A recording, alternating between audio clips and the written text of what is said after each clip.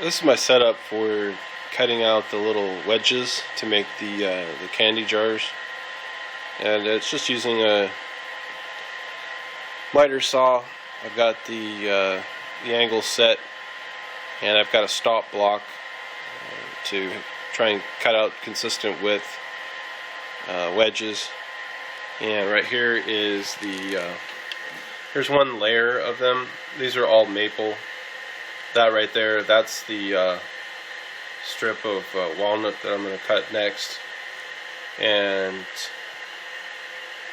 yeah, I'm going to make, let's see, 5 layers of this to make the candy jars.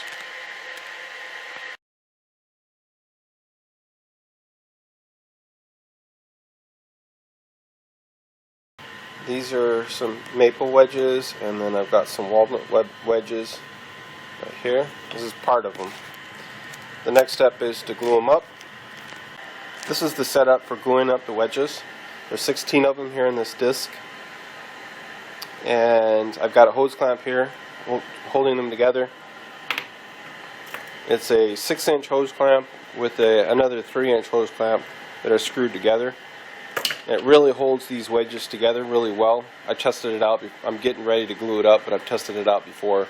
And you just tighten it up, with a screwdriver, and really holds them well tight together. It'd be tough to do it other than similar method like this, to hold all these different wedges together as you're gluing together. This is after the glue up process. What I did was I just added some sawdust over the top of and bottom of the disc, just to try and fill in any minor cracks that might be present. With something like this, it's pretty tough to get it perfect, no cracks whatsoever. So just adding that sawdust over the top of it, the dark color sawdust over the top of it, it's going to help fill in any of those cracks. All the discs are glued up. There's a total of 5 discs. I cut 2 of those 5 in half, and the idea there is, I'll just take these guys off here, and the idea there is I've got a top and a bottom that are cut in half, these 2 pieces here, and then I've got 3 full-size discs here that I'm going to cut rings out of, about maybe 3/4 inch thick, out of each of the discs, these 3 discs here. And then so that's going to form the kind of the outside of the candy jar. And what I'm going to do after I cut those out is I'm going to glue each of the discs back together and to the base, but I'm going to kind of offset the discs so you get a kind of a staggered color. Try to do it with one hand here, it's not really working very well, but you get a staggered color pattern like that. So alternating white or maple, walnut, maple, all the way up, and then put the top on. What I'll do is I'm gonna make a small handle right here. I'll just screw it in from the bottom, and I'll glue some little features on the inside of the top to kind of help align it, so it'll be aligned with the inside discs itself. This is where I'm going to start cutting out the discs, the circles in the discs.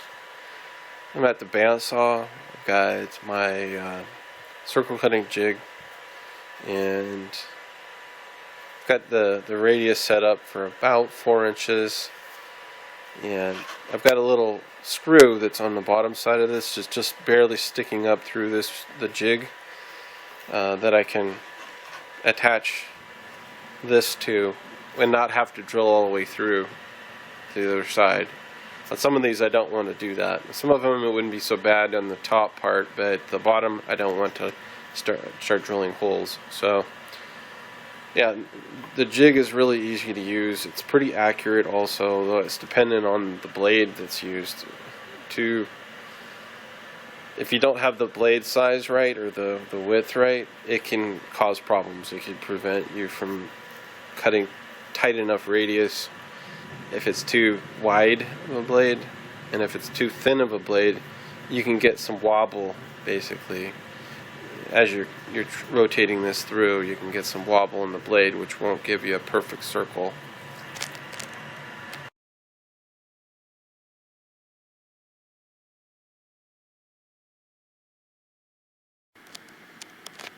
Well, I finished the assembly of these candy jars, and I've got most of the sanding done. Really, it's just the very final sanding and then the finish on it is all that's left for this project. And so some things that I added are I added these little handles right here for the lid part, and I was trying to think, well, what would work good there, and it just kind of occurred to me that, well, gee, I could just use some of the wedge pieces that I used to build these jars with, and that's what this is right here. It's just another one of these wedge pieces. I made a couple of extras of those wedge pieces up front, and I just cut them off at different lengths, and there's a little brass screw right there that just screws right through the lid into this, and I've glued it in place, so that should be pretty secure. Oh yeah, I forgot to mention, I've got these little pieces right here on the bottom. There's 4 of them at the bottom of the lid, and really what those do is they just give you a way to align the lid and hold the lid in place is all. I thought about setting those little features up so that they engage, or they key to the top of this, so that when you put this lid back on, that it's in the right position. Actually, I got it almost the right position right there, where you can kind of see the pattern I chose was have these guys staggered like this. So yeah, I thought about having the key to ensure that it would end up in that sort of orientation, but then I thought, well, that's extra work for somebody that has to, install this, and who cares if it's off just a little bit, it's still going to look really good. The thing with this pattern right here, what I wanted to do was I wanted to make sure that each of the rings, or the cylinders or rings that make this up, are offset from each other, and you kind of see they're centered right over the top of each other, and that's so I can glue those rings together, so the little sections are glued together as much as possible. Makes the thing stronger, really, and I think it turned out all right. Where I started with this was that maybe that these guys would be completely alternating, but really what that does is it lines up all of the joints for the different sections right up on top of each other, and it's not going to work good for strength, right? So I ended up going with this sort of pattern right there, and I've got 3 jars. This guy's the biggest one right here. It's not really, I don't think this is really even a candy jar right there. These might be candy jars. This is a little too big for a candy jar. This is about 8 inches in diameter.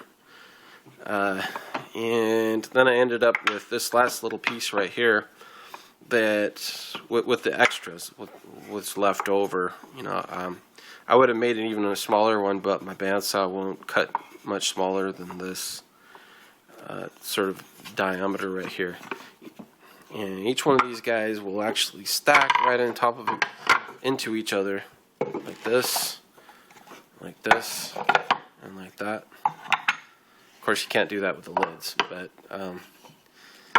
that gives you kind of idea as to what kind of efficiency you can get with the wood that you're using. And again, I used 5. I think I used a total of 5 of these discs, full-size discs.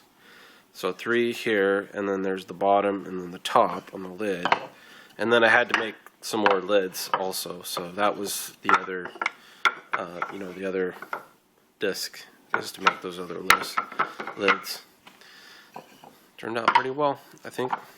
Next up is final sanding and finishing. So these are the candy jars finished up. I've got a clear gloss lacquer on the outside, and on the inside it's a little different. It's a food grade mineral oil beeswax, carnauba wax mix that I bought. It's specifically for wood, you know, like bowls or cutting boards or anything to do with wood when you're using it with food. So that's on the inside and the top lid. It's probably not going to show very well in the camera, but that's clear lacquer on the outside, all of the outside, and the inside lid, and in the jar itself. Inside the jar is that food grade wood conditioner. So yeah, so the lid fits on like that. You can kind of see the pattern on the outside. I think it looks really nice. I'm going to open the lid again so you can see on the inside what it looks like down in there. I think it turned out really well. Couldn't be happier with how they turned out. 3 different sizes. And I also got this little guy right here, which that guy, I didn't really do the wood conditioner on the inside. I just sprayed the whole thing with the clear lacquer. Thought was maybe this could be like a keychain holder or something small like that, not for food.